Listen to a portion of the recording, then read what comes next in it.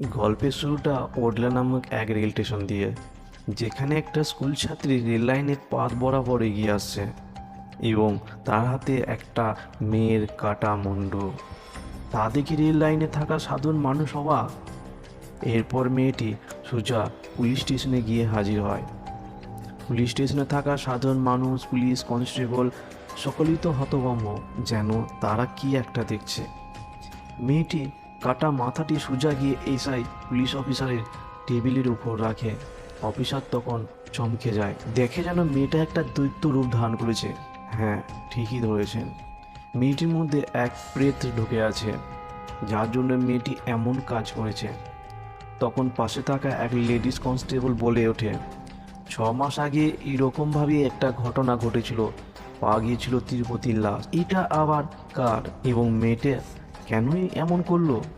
এই কথা জানতে হলে আমাদের 6 মাস আগের ঘটনা জানতে হবে। 6 মাস আগে দেখতে পায় একটা বডি মর্গে আনা হয়েছে। সেই বডি আবার মাথা শরীর দুটি আলাদা, অর্থাৎ মাথাটি শরীর থেকে কাটা হয়েছে। তখন মর্গে আসা ডাক্তার পোস্টমর্টম করতে এলে তার সহকর্মীকে জিজ্ঞাসা করে, এটা কার বডি আর এমন কাজ কেই বা করলো? তার উত্তরে কর্মচারী বলে, তিরুপতি নামে এক ক্রিমিনালের বডি, আর তার এমন অবস্থা করেছে তার স্ত্রী। ডাক্তার বলে, কেন এমন করেছে? কর্মচারী বলে, তিরুপতি গ্রামের নতুন বিবাহিত মহিলাদের ধর্ষণ করে মেরে দিত। যখন তার স্ত্রী জানতে পারে, তখন সে কোদাল দিয়ে তার শরীর থেকে মাথাটি আলাদা করে দেয় এবং গ্রামকে সে রক্ষা করেছে। ডাক্তার বলে, এমন মানুষের সাথে এইটাই হওয়া উচিত। এরপর ডাক্তার তিরুপতির কাটা মাথা ও শরীর সেলাই করে জয়েন করে দেয় এবং তার মরদেহটি তিরুপতির ভাইয়ের হাতে তুলে দেয়। এখন তিরুপতির ভাই যখন তার মরদেহ নিয়ে গ্রামে ফিরে, তখন দেখে তার বাড়ির আশেপাশে কেউ নেই, যেন গ্রাম শুনশান, কোনো মানুষ তিরুপতির শরীরকে কেউ কান দিতে আসে না। তখন গ্রামে একজন সাইকেল নিয়ে গিয়ে গ্রামের সরপঞ্চকে খবর দেয় যে তিরুপতির মরদেহ আনা হয়েছে। এদিকে তিরুপতির ভাই তার আত্মীয়দের ফোন করতে থাকে, কিন্তু কেউ তার শেষকৃত্য করতে আসে না। অন্যদিকে গ্রামের সরপঞ্চ এক পুরোহিতকে নিয়ে এসে আলোচনা করে যে যেন কোনো দিন তিরুপতির আত্মা মুক্তি না পায় এবং তার পুনর্জন্ম না হয়, তার অতৃপ্ত আত্মা যেন ঘুরে বেড়ায় আর কেঁদে বেড়ায়। কারণ তিরুপতি গ্রামে অনেক মেয়েদের ধর্ষণ করে মেরেছিল, তাই গ্রামের সকলে তার উপর রেগেছিল এবং ঘৃণায় কী করছে ঠিক না ভুল তারা বুঝতে পারছিল না। তারা শুধু এটাই চাইছিল যে তিরুপতি শাস্তি হয়। তখন অবস্থা বুঝে ব্রাহ্মণ জানায়, এর শাস্তি একটাই, সমাধিদণ্ড। তা শুনে সকলেই অবাক হয়ে যায়। তখন তারা জানতে চায় এটা আবার কি। তখন পুরোহিত জানায়, আমাদের আত্মীয়রা মারা গেলে আমরা কি করি? কবর দিন, না হলে পুড়িয়ে দিই। কিন্তু তিরুপতির জন্য এটা হবে না। অমাবস্যার দিন তিরুপতির শরীরকে একটা ডোবার মধ্যে দাঁড় করিয়ে তার উপর কালো মুরগির রক্ত দিয়ে স্নান করিয়ে, তারপর গ্রামবাসী পায়ের মাটি, হাতের নখ ও পুরনো জামাকাপড় এবং একটা কালো সুতো দিয়ে বেঁধে তার শরীরের সাথে গ্রামের বাইরে দাফন করে দেবো। একে বলে সমাধিদণ্ড। এমন করলে তিরুপতির আত্মা এদিক ওদিক ঘুরে বেড়াবে, কোনো দিন শান্তি পাবে না, নরকের যন্ত্রণা ভোগ করতে হবে তাকে। এই কথায় সকলে রাজি হয়ে যায়। ডেরা বাজিয়ে সকল গ্রামবাসীকে জানিয়ে দেওয়া হয় যে তিরুপতিকে সমাধির দণ্ড দেওয়া হবে।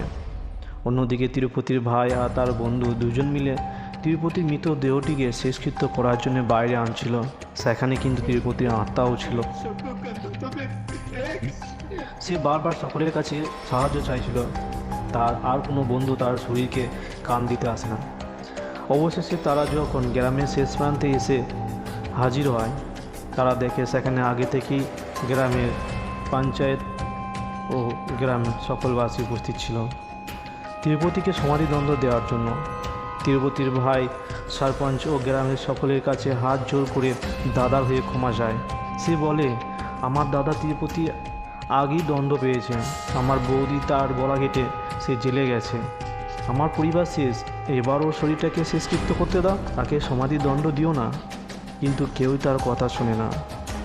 আর তারপর সেখানে তিরুপতির আত্মাও ছিল, তার আত্মাও সে বারবার সকলের কাছে ক্ষমা চায়। সে বলে, আমি সাজা পেয়েছি, আমার শরীরের সাথে এমন তোমরা করো না। তখন গ্রামবাসী তিরুপতির মরদেহটা নিয়ে রেডি থাকা গর্তের মধ্যে দাঁড় করিয়ে দেয় এবং সমাধি দণ্ডের নিয়ম পালন করতে থাকে। কালো মুরগির রক্ত মাখিয়ে স্নান করিয়ে দেয়। গ্রামবাসী পায়ের মাটি, নখ এবং কালো কাপড় সুতো বেঁধে তিরুপতিকে সমাধি দেয়।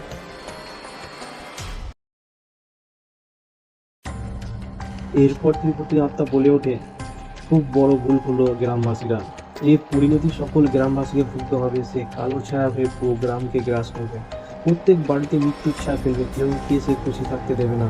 এই বলে তার আত্মা হাসতে থাকে এবং এর আভাস আমরা তখনই দেখতে পাই। অন্যদিকে তখন হিমালয়ে বসে থাকা এক সাধু তার শিষ্যকে বলে ওডিলা গ্রামে এক ভয়ানক আত্মার জন্ম হতে চলেছে। এই কথা শুনে শিষ্য জিজ্ঞাসা করে, তাহলে ওই গ্রামে কি হবে? উত্তরে গুরুজি বলেন যে যখনই পৃথিবীতে কোনো রাক্ষসের জন্ম হয়েছে তখন তাকে শেষ করার জন্য কোনো না কোনো শক্তির জন্ম হয়েছে। এরপর ওডিলা গ্রামে এক বিয়ে বাড়ির আয়োজন হয়। 6 মাস পর ওডিলা গ্রামে বিয়ে বাড়ি হওয়ার জন্য গ্রামে সকলেই খুশিতে ছিল। সেই দিন রাতে পণ্ডিতজি যখন বিয়ে বাড়ির বড় কনেকে আশীর্বাদ করতে যাচ্ছিল তখন রাস্তায় বসে মদ পান করছিল কতগুলো ছিল। তারা পণ্ডিতজিকে ডাকে 2 প্যাক মদ পান করার জন্য। সেই মতো পণ্ডিতজি তাদের সাথে মদ পান করতে বসে পড়ে। তখন তাদের মধ্যে থাকা এক ছেলে বলে ওঠে, মেয়েটির বিয়ে হতে সে দেবে না, কারণ সে ছোটবেলা থেকে তাকে সে খুব ভালোবাসে। যখন সে তা হবে না, অন্য কারো তাকে হতে দেবে না, তাই তাকে মেরে ফেলবে আর এই মৃত্যুর দোষ চাপিয়ে দেবে তিরুপতি আত্মার উপর। এই কথা শুনে পণ্ডিতজি রেগে যায়। সে বলে ওঠে, তোমাদের সাথে মদ পান খাওয়াটাই আমার উচিত হয়নি। এই বলে সে চলে যেতে থাকে। যখন পণ্ডিতজি তার বাইকের কাছে যায় তখন তার টয়লেট পায়, তাই সে না জেনে তিরুপতি সমাধির উপর টয়লেট করে দেয়। এরপর পণ্ডিতজি যখন ঘুরে দাঁড়ায় তখন পণ্ডিতজির পায়ে একটি কাঁটা ফুটে দেয় এবং পা থেকে রক্ত বেরোতে থাকে আর সেই রক্তের কয়েক ফোঁটা তিরুপতির সমাধির উপর পড়ে যায়। তখনই তিরুপতির আত্মা রক্তের স্বাদ পেয়ে পণ্ডিতজির শরীরে প্রবেশ করে। এরপর পণ্ডিতজির শরীরের মধ্যে থাকা তিরুপতি এক ভয়ানক রূপ ধারণ করে এবং তার লক্ষ্য হয়ে ওঠে সেই বিয়ে বাড়ি। তার মতো সেই বাইক নিয়ে সে ওই দিকে যায়। এদিকে বিয়ে বাড়িতে বর, কনে ও বাড়ির সকলেই অপেক্ষা করছিল পণ্ডিতজি আশীর্বাদ নেওয়ার জন্য, কিন্তু সেই রাজ্যে তাদের কাল রাত হবে তারা কোনোদিন ভাবতে পারেনি। এরপর পণ্ডিতজি যখন বড় কনেকে আশীর্বাদ করছিল তখন পণ্ডিতজির শরীরে থাকা তিরুপতি নজর পড়ে কনের ওপর। সে কনেকে খারাপ দৃষ্টিতে দেখতে থাকে। সে চায় কনেকে ব্যবহার করে তার মনের সঙ্গে লালসা পূর্ণ করতে। এরপর বর কনে যখন নিজেদের মতো করে ফুলসজ্জার সময় কাটাচ্ছিল তখন হঠাৎ পণ্ডিতজি তাদের বাড়ি অর্থাৎ ফুলসজ্জা করে ঢুকে পড়ে। এটা দেখে বর পণ্ডিতজিকে কিছু বলতে যায়, তখন পণ্ডিতজি বরকে প্রচণ্ড মারে আর সে অজ্ঞান হয়ে যায়। এ দেখে যখন কনে চিৎকার করে বলে, এটা আপনি কি করছেন? তখন তিরুপতির আত্মা বলে, আমি পণ্ডিতজি না, আমি তিরুপতি ফিরে এসেছি। এতে মেয়েটি অবাক হয়ে যায় এবং তিরুপতি তার মনোলালসা পূর্ণ করে মেয়েটিকে এক জঘন্যভাবে মেরে ফেলে।